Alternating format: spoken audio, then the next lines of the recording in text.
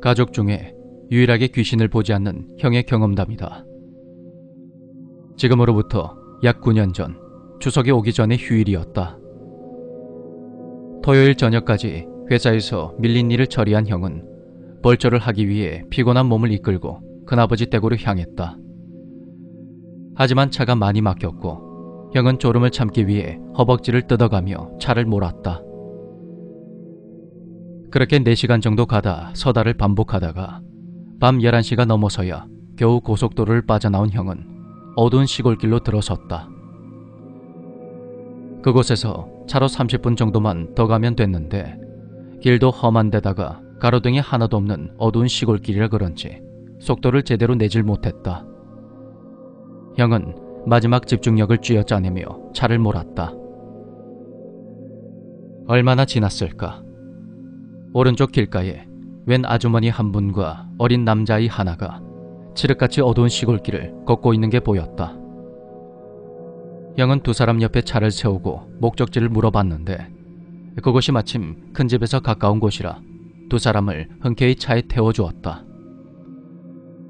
아주머니는 뒷자리에 아이를 앉히고는 조수석에 탔다. 아이는 많이 지쳤는지 이내 잠이 들었고 아주머니는 말없이 창밖을 바라보고 있었다. 그렇게 한참을 가다 보니 졸음이 쏟아진 형은 꾸벅꾸벅 졸기 시작했고 그때 아주머니가 형의 어깨에 손을 살포시 얹어서 흔들어 깨웠다. 형은 화들짝 놀라며 정신을 차렸는데 운전 중에 졸다가 갑자기 깨서 그런 것도 있었지만 형이 놀란 이유는 따로 있었다. 그 아주머니의 손이 얼음장처럼 차가웠기 때문이었다. 아이고, 많이 피곤한갑네. 예. 죄송합니다. 부산에서부터 운전해가 왔으면 피곤할 만도 하지. 그런 아주머니의 말에 형은 또다시 놀랐다. 형은 자신이 누구인지 어디에서 왔는지 전혀 말을 하지 않았기 때문이다. 저를 아세요? 내가 니를 와 모르노? 니 우철이 막내 조카 아이가? 네, 맞아요. 어찌하셨습니까? 니는 내를 몰라도 나는 니 많이 봤다. 근데 오늘은 와 혼자만 왔노? 어머니는? 몸이 좀 안 좋으셔서요. 그래. 그럼 동생은? 예? 동생은 좀 바빴어요. 아이고, 바쁘기는. 지금 큰 어머니 꼴 보기 싫어서 안 왔겠지. 예? 하지만 아주머니는 아무 말이 없었다. 순간 기분이 찝찝했지만 보통 큰 댁에 가면 동네 어르신들이 마을 어귀 평상에 앉아서 형을 알아보며 큰아버지를 뵈러 왔냐고 안부를 물으셨기에 그냥 그런가 보다 했다. 몇 가구가 채 되지 않는 작은 동네였기에 가능한 일이었다.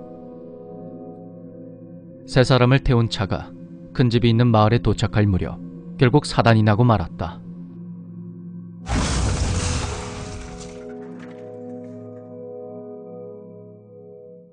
꾸벅꾸벅 졸며 간신히 운전을 하던 형이 마을 입구의 갈래길에서 좌회전을 하다가 전봇대를 들이받은 것이다. 아주머니, 괜찮으세요? 다친 데 없으세요? 하지만 미동도 없이 앉아있던 아주머니는 아무 말이 없었다. 그리고 그때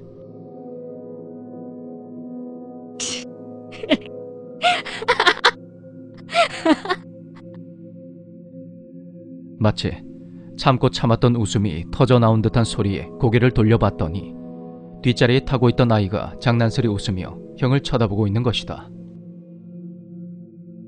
그때 아주머니가 아이를 다그친 듯한 말투로 호통을 치셨다. 니 웃지 마라, 어? 어안이 벙벙해졌던 형은 그 뒤로 이어지는 아주머니의 말에 온몸이 얼어붙어 버렸다. 아직 안 끝났다. 대체 뭐가 아직 안 끝났다는 거지? 안 가나? 네. 그런 아주머니의 재촉에 형은 허둥지둥하며 후진을 시도했다. 하지만 차가 말을 듣지 않았고 그러자 아주머니가 조수석 문을 열며 말했다. 내 먼저 갈게. 천천히 온나이? 차에서 내린 아주머니는 앞으로 마구 뛰어가더니 이내 어둠 속으로 사라져버렸다. 그 모습에 눈앞이 캄캄해지면서 심한 어지러움증을 느낀 형은 흐려지려는 정신을 겨우 붙잡으며 룸미러에 걸려있는 염주를 손에 쥐고 불경을 외우기 시작했다. 그런데 지랄하네.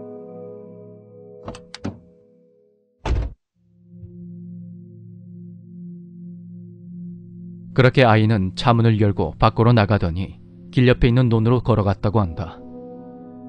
형은 그 길로 차를 버리고 큰 집을 향해 정신없이 뛰어갔다고 한다. 평소에 형이 어머니와 나에게 늘 하던 말이 있었다. 야, 세상에 귀신이 어딨노? 그리고 임마, 니는 겁이 많으니까 네 눈에만 자꾸 헛것이 보이는 거지. 사내 자식이. 하지만 형은 그날 이후로 다시는 날 비웃거나 놀리지 않았다.